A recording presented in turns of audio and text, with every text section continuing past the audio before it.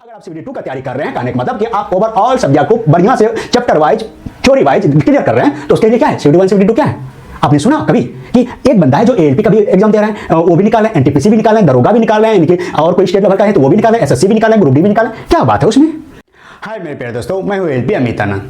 अभी जैसा कि ALP का आपका साइको का एग्जाम भी हो गया और री एग्जाम बहुत जल्द ले लिया जाएगा, क्योंकि उसको भी ज्वाइनिंग कराना बहुत जरूरी है। क्योंकि अभी जो आपका रेलवे में स्थिति है, लोग असिस्टेंट लोको पायलट यानी ALP का, वो बहुत ही खराब है। यानी कि अभी ALP की संख्या काफी कम है, जिसके कारण जहां पर LP यानी कि लोको पायलट के साथ में ALP को ड्यूटी पर लगाया जाता है, इतना स्थिति खराब है। आप समझ सकते हैं कि ALP के जगह LP को ही लगाया जाता है, यानी कि LP to LP एक गाड़ी को मिलके चला रहे हैं। तो इसमें रेल का भी नुकसान है, क्योंकि इसका माइलेज का रेट 5 रुपया 75 पैसा होता है और इसका 3 रुपया 96 पैसा। यानी कि अगर ये 5,000 किलोमीटर महीना में चलता है LP तो उनको ज़्यादा पैसा देना पड़ेगा, और 5,000 किलोमीटर अगर ALP चलता है तो उसके तुलना में उसको कम देना पड़ता है। तो इसमें तो रेल का ही नुकसान है। इसीलिए बहुत जल्द ये प्रोसेस कर दिया जाएगा। इसीलिए धैर्य के साथ रहो। और वो कैंडिडेट जो कि न्यू है, यानी कि या फिर ये जो ALP अभी किसी न किसी वजह से क्रैक नहीं कर पाए, उसके लिए अभी जो ALP का वैकेंसी आया हुआ है उसको आपको क्रैक करना है। देखो, कोई भी चीज को, किसी भी चीज में अपना आपके दबदबा को बनाए रखने के लिए, किसी भी चीज को हासिल करने के लिए, सफलता प्राप्त करने के लिए सिर्फ आपको बुद्धि से या बल से नहीं होगा, वहां पर एक रणनीति बनाया जाता है, एक रणनीति बनाना पड़ता है, तब जाकर के कहीं आपका काम में थोड़ा बहुत सफलताएं प्राप्त होती हैं। तो जब तक आप एक चक्रव्यूह के साथ, एक रणनीति के साथ, एक पूरी प्रायोजित ढंग से काम को अंजाम नहीं देंगे, तब तक आप भटकते रहेंगे। क्या कारण है कि एक वो स्टूडेंट जो 8 घंटा पढ़ रहे हैं, दूसरा स्टूडेंट जो 10 घंटा 12 घंटा पढ़ रहे हैं, या वो भी 8 घंटा पढ़ रहे हैं, लेकिन उसका एग्जाम नहीं निकलता है, लेकिन उस बंदे का निकलता है। कारण क्या है, उस पर चर्चा करेंगे। तो मेरे प्यारे दोस्तों, लास्ट तक बने रहना। आज जो है पूरा हम सब इन्हीं पर बात करेंगे, ठीक है ना। तो देखो, क्रैक ALP 2025 यानी कि जो वैकेंसी आए हुए हैं, जो भी कैंडिडेट न्यू है या फिर एग्जाम देते आ रहे हैं, एग्जाम नहीं निकलता है, उन सब के लिए ये वीडियो काफी महत्वपूर्ण होने वाला है। इसीलिए वीडियो को लास्ट तक देखो, है ना। Crack ALP 2025। पहले ALP का सिलेबस देखो। कहते हैं, देखो, आदमी की सफलता का पहला सीढ़ी वही है लक्ष्य। क्या है? लक्ष्य। लक्ष्य के साथ में क्या होता है? वर्क के साथ में क्या होता है? कंटिन्यूअस। यानी कि आपने लक्ष्य कर लिया, जैसे समझो कि आपको अहमदाबाद जाना है, बेंगलोर जाना है, कलकत्ता जाना है, लक्ष्य किया ना। अब क्या करोगे? वर्क, यानी कि चलोगे, घर से ट्रेन पकड़ना है और वो ट्रेन कंटिन्यूअस चलती रहती है, तो वही कंटिन्यूअस, तभी तो आप पहुंच जाओगे अपने स्थान पर। इसीलिए पहले आपका गोल होना चाहिए, क्या बनना है? ALP बनना है। उसके बाद उस पर वर्क करना है। वर्क किस पर करोगे? पता होना चाहिए ना, क्या सिलेबस है, कैसे करना है, तो वो आपको पता हो, वर्क करना चाहिए। और वर्क जब आप आज 5 घंटा पढ़ रहे हो, तो ऐसा नहीं कि कल 4 घंटा पढ़ोगे, कल परसों 3 घंटा पढ़ोगे, उसके बाद 2 घंटा, उसके बाद शट डाउन, है ना। तो बहुत सारे ऐसे स्टूडेंट हैं एकदम जोश में आकर के ताबड़तोड़ आज पढ़ाई कर लिया, कल थोड़ा बहुत घटा, परसों घटा, तरसों बिल्कुल शट डाउन हो गया। एग्जाम नहीं निकलता है। ऐसे एग्जाम नहीं निकलता है। एग्जाम को निकालने के लिए, किसी भी काम को करने के लिए आपको निरंतर उस काम में लगा रहना पड़ेगा, तब जाकर के आपको जो है कुछ दिखेगा कि मेरे अंदर भी कुछ है ना। तो लक्ष्य, वर्क, कंटिन्यूअस। तो लक्ष्य आपका ALP है, ठीक है। ALP का सिलेबस क्या है? पहले क्या है सिलेबस, तो हमें पता होना चाहिए ना, कैसे चलेंगे। तो ALP में देखो, मैथ तो आपसे 25 पूछे ही जाते हैं, फिक्स है। अच्छा, इसमें हमने करंट अफेयर्स नहीं लिखा, हाँ सॉरी क्षमा कीजिएगा, मैथ में रीजनिंग, हाँ रीजनिंग मैथ पूछे जाते हैं 25 और प्लस रीजनिंग 25, तो 25 दूना 50 पेपर क्वेश्चन तो ऐसे हो गया। अब देखो, जो होनहार स्टूडेंट है, जो कि मेहनतशील है, जो कि कर्मठ है, जो कर्मशील है, जो अपने आप को, अपने इस जवानी को, अपने इस शरीर को काम के पीछे निचोड़ देता है, वो 25 में से मैथ 25 में से 22 से 23 22 से 23 करते हैं। मेरा अगर बात करो, मैंने 22 किया था, मुझे याद है, इसीलिए मैं बोल रहा हूँ, कुछ बढ़ा चढ़ा के नहीं बोल रहा हूँ। मैंने इस पर वीडियो भी बनाया है, आप जाकर के देख सकते हो, है ना। तो 22 से 23 करते हैं। यहाँ भी बंदा 25 में से 22 से 23 करते हैं, 22 से 23 करते हैं। एवरेज लो ना, 22 यहाँ क्या, 22 यहाँ क्या, कितना हो गया, 44 क्या, 44 क्या ना, 23 बताया तो 46 क्या, तो 45 पकड़ लो, है ना।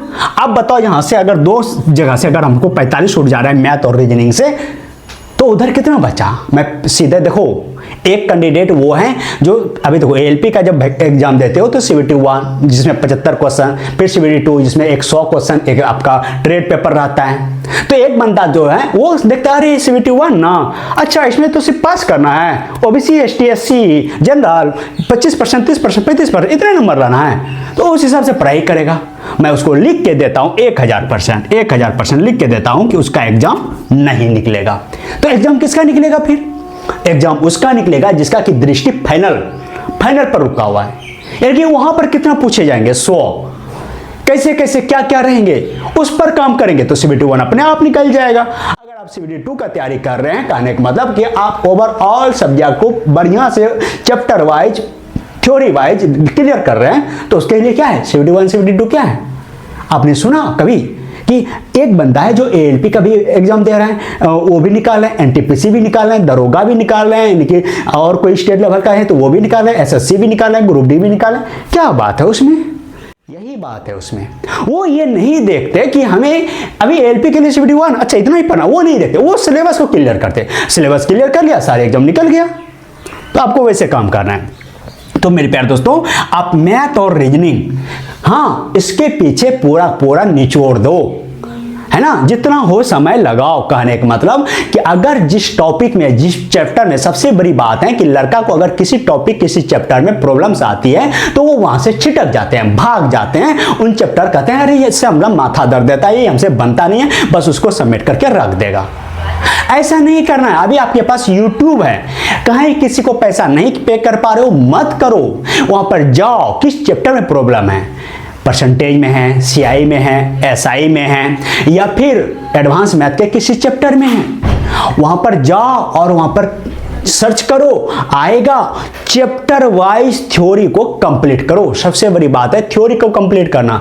जब आप थ्योरी को कंप्लीट नहीं करते हैं ना, तब आपको सिलेबस जो है, मैथ जो है या रीजनिंग या कोई भी ऐसे प्रश्न आपको प्रॉब्लम्स करना चालू कर देते हैं। लेकिन जब आपका सिलेबस क्लियर रहता है, थ्योरी पेपर क्लियर रहता है, तब आपका प्रॉब्लम नहीं रह जाता है, वो सॉल्यूशन में बदल जाता है। इसीलिए आपको जो है मैथ पर काम करना है और रीजनिंग पर काम करना है, और इसमें आपको 45 नंबर उठाना है। कैसे उठेगा?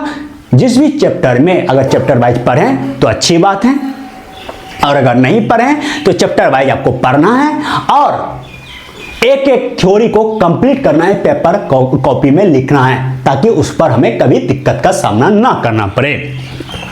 अब देखो इसमें फिजिक्स में जो आज के समय में क्वेश्चन पूछे जाते हैं, ऐसा नहीं पूछे जाते हैं कि ऐसा है, ऊर्जा का ऐसा मतलब क्या है, जूल, बल का ऐसा मतलब क्या है, न्यूटन, ऐसे नहीं पूछे जाते हैं, घुमा चढ़ा के पूछे जाते हैं, क्योंकि नंबर ऑफ वैकेंसी काफी कम रहता है और स्टूडेंट जो रहता है कई गुना ज्यादा रहते हैं, तो कैसे आपको छांटे जाएंगे। तो वहां पर थ्योरी पेपर कंप्लीट करो। आपने 9 10th और 11th प्लस 12th यानी कि इतना सा आप कंप्लीट कर लो।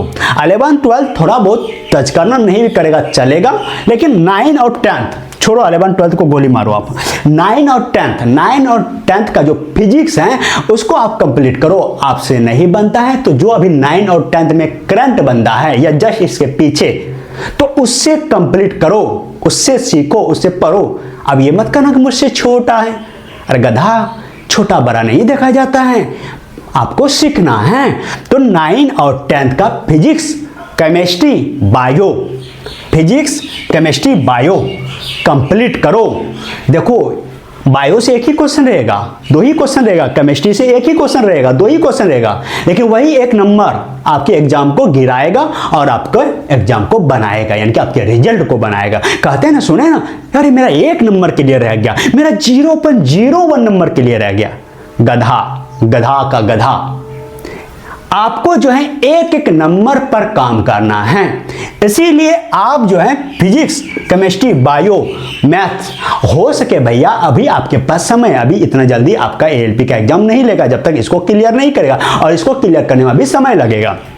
तो हो सके आप फिजिक्स, केमिस्ट्री, बायो और आपका history, geography, economics, political science, ये सब जो है आप 9, 10th कंप्लीट कर लो, छोड़ना मत, चुकना मत। वहां से आप जब बेस रहेगा, बेस बढ़िया रहेगा ना, कहते हैं ना 10 मंजिला, 20 मंजिला, 50 मंजिला घर बनाओ, लेकिन नींव अगर बढ़िया नहीं है तो डूब जाएगा। अगर नींव मजबूत बढ़िया है तो बिल्डिंग के ऊपर बिल्डिंग, बिल्डिंग के ऊपर बिल्डिंग खड़ा करते जाओ, देखो वो बिल्डिंग कैसा रहता है और कितना सालों तक टिकता है। कहने का मतलब आपका बेस कमजोर है, तो बेस आपका 9, 10th का जितना सिलेबस है, जितना हमने नाम लिया, सारा कंप्लीट करो। तो फिजिक्स में आपको न्यूमेरिकल, अभी 9, 10th का पढ़ोगे ना तो वहां पर न्यूमेरिकल बनाने के लिए मिलेगा आपको जो है वहां पर ऐसे थ्योरी पढ़ने के लिए मिलेगा जो आपके एग्जाम में डाला जाता है, तो वहां से आपको कंप्लीट करना है, तब जाकर के आपका एग्जाम में पकड़ सबसे बड़ी बात है, प्रश्नों के ऊपर पकड़। और इससे रिलेटेड सिर्फ फिजिक्स का लुसेंट आता है, LUCENT है ना, फिजिक्स का सिर्फ लुसेंट आता है, सिर्फ केमिस्ट्री का लुसेंट आता है, सिर्फ बायो का लुसेंट आता है। 3 बुक ले लेना आप, लुसेंट का फिजिक्स ले लेना, लुसेंट का फिजिक्स, लुसेंट का केमिस्ट्री, लुसेंट का बायो। लुसेंट का सिर्फ फिजिक्स जब लोगे तो एनसीईआरटी बेसिस हैं, ध्यान से सुनो, एनसीईआरटी बेसिस हैं, वहां पर आपको 9, 10th, 11, 12th सब मिल जाएंगे, और उसमें आपका थ्योरी पेपर में आपका न्यूमेरिकल भी कुछ मिलेंगे, और कई सारे ऐसे आपका तोड़ मोड़ जोड़, जो कहते हैं कि कभी एग्जाम में जो चीज कभी नहीं पढ़ा वही एग्जाम में पूछा गया, तो वो सारे चीज आपको यहां पर मिलेंगे अलग अलग। फिजिक्स का लुसेंट अलग लेना, केमिस्ट्री का अलग लेना, बायो का अलग लेना, ठीक लेना, हो सके तो ओवरऑल ले लेना, ओवरऑल हिस्ट्री का भी, ज्योग्राफी का भी, इकोनॉमिक्स का भी, पॉलिटिकल साइंस का भी, और विज्ञान प्रौद्योगिकी का भी अलग आता है, साइंस एंड टेक्नोलॉजी उसका भी ले लेना। अलग अलग जब ले लोगे ना आप, तो आपको जो है और सारे एग्जाम में सहायता मिलेंगे। आप जिस भी स्टेट से आते हैं, स्टेट लेवल कई सारे वैकेंसी आती है जिसमें कि आपसे यहाँ से जो प्रश्न पूछे जाते हैं यहाँ से आपको देखने के लिए मिलेगा। तो और सबसे बड़ी बात है कि एनसीईआरटी बेसिस हैं, इसीलिए आपको लेना ही चाहिए, फिर आपका बेस मजबूत हो जाएगा, आप भी कहोगे मैं भी कुछ हूं, है ना। तो आपको जो है इस पर काम करना चाहिए। हमने यहां तक बोल दिया, देखो history, geography, economics, political science, विज्ञान एंड प्रौद्योगिकी। इकोनॉमिक्स और पॉलिटिकल साइंस और ये ज्योग्राफी और हिस्ट्री, ये सब हो सकता है आपके एएलपी में देखने के लिए ना मिले, और किस्मत खराब हो तो मिले, है ना। क्या कहा, देखने के लिए ना मिले, अगर किस्मत खराब हो तो मिले। इसीलिए अभी आपके पास समय है, पकड़ आपको देखो 25 मैथ, 25 रीजनिंग, अगर चैप्टर वाइज पढ़ोगे ना आप बैठे बैठे 3 महीना में खत्म हो जाएगा, दोनों चीज 3 महीना में खत्म, है ना।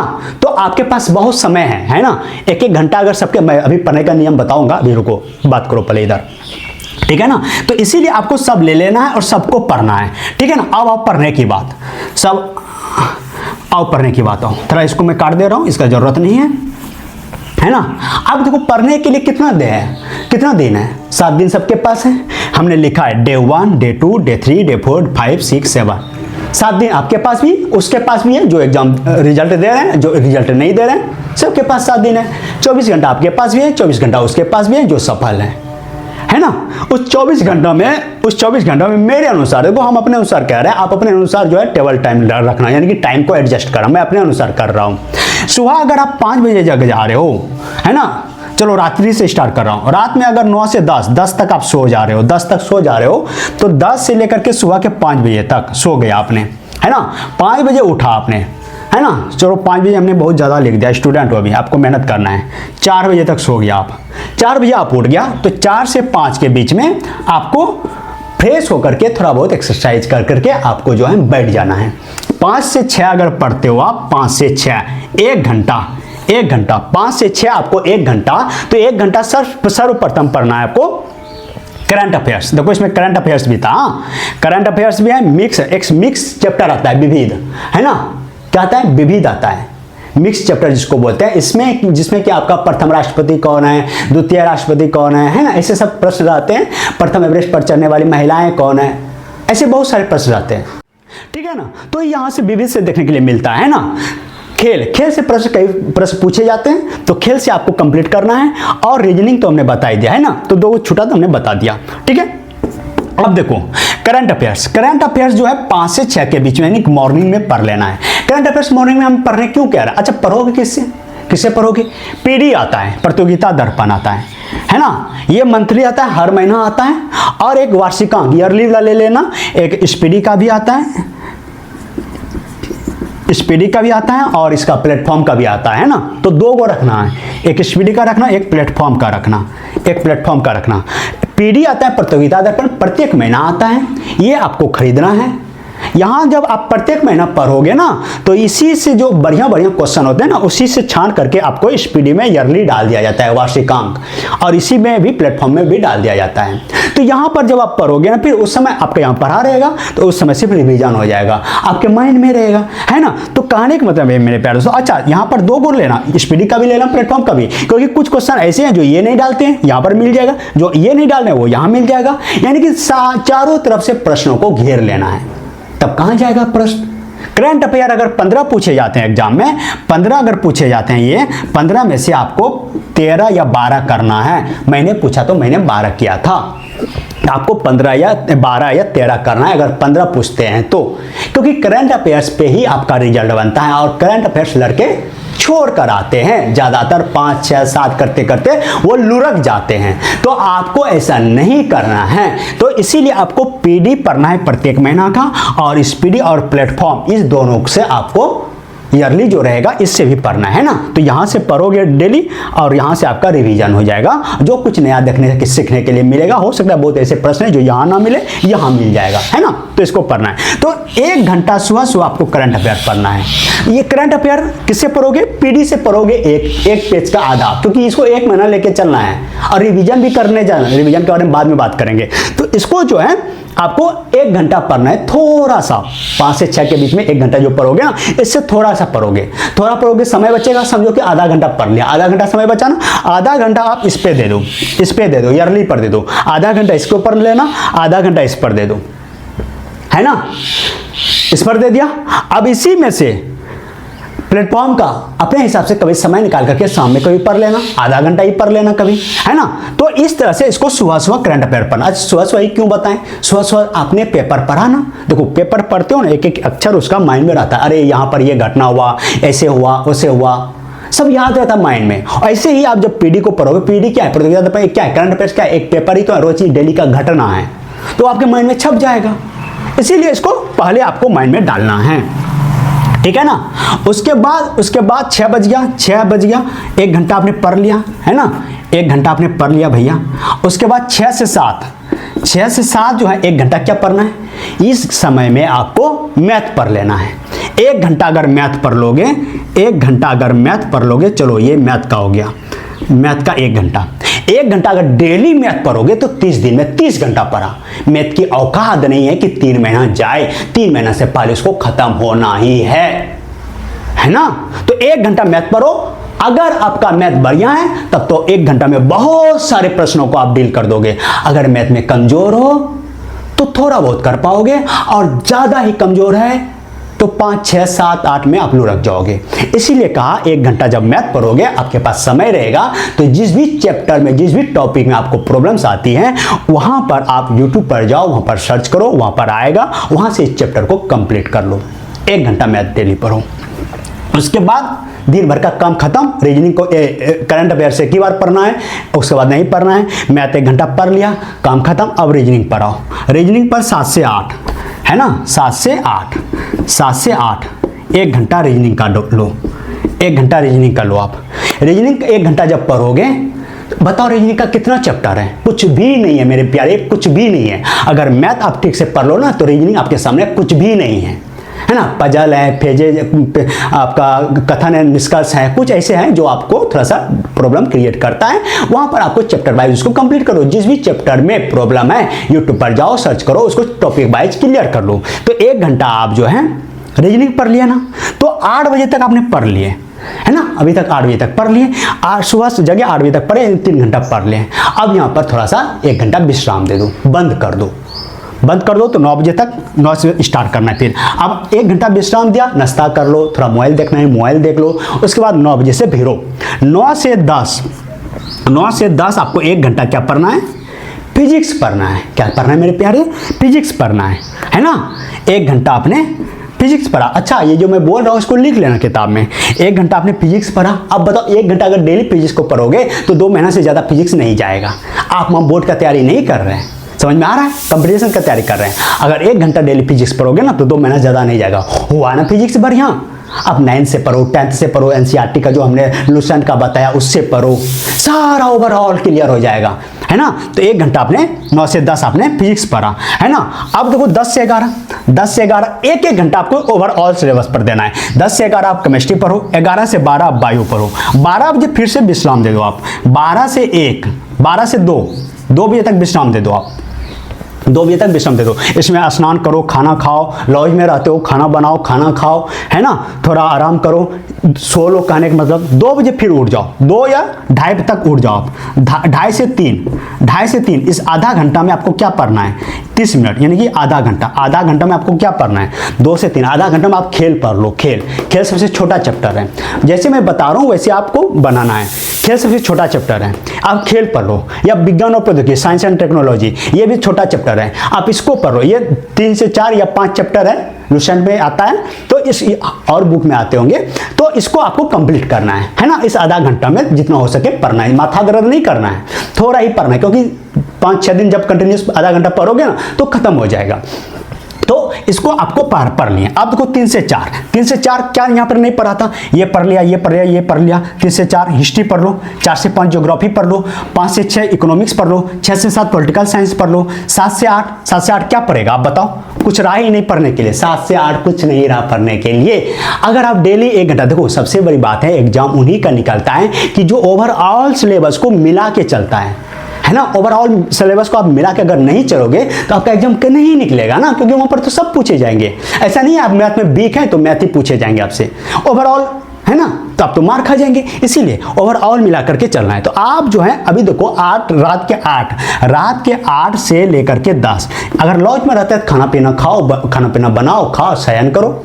अगर घर में है आपके पास अवेलेबल है खाना बनाने वाले, आपको ये सब काम नहीं करना पड़ता है। 8 से 10 के बीच में 2 घंटा मैथ और रीजनिंग और फिजिक्स, जो LLP में ज्यादा पूछे जाते हैं, मैथ, रीजनिंग, फिजिक्स, ताबड़तोड़ मेहनत करो, तब जाकर के आपका एग्जाम मेरे प्यारे दोस्तों निकल जाएंगे, है ना। तब आपका एग्जाम निकल जाएंगे। अच्छा, ये जो है हम आपको सिलेबस पर बात किए और कैसे पढ़ना है वो बात किए। आगे वीडियो में हम लाएंगे कि कैसे सिलेबस का रिवीजन किया जाता है, जिसके कारण कि बंदा का पढ़ा हुआ माइंड में रहता है और वही चीज एग्जाम में करके आता है। तो आगे दिन हम आपसे रिवीजन पर बात करेंगे। अभी हम इतना किए और इन चीजों को आप अपने किताब कॉपी में नोट कर लेना, ताकि आपको बार बार वीडियो देखना ना पड़े और आंखों को खराब करना ना पड़े। ठीक है, कुछ भी अगर आपका प्रश्न हो तो कमेंट सेक्शन आप ही का है, वहां पर टाइप करो, फिर हम उसको लेंगे और हो सके तो कमेंट में जवाब मिलेगा, नहीं तो वीडियो के तौर पर जवाब मिलेगा। मिलते हैं नेक्स्ट वीडियो में, तब तक के लिए जय हिंद।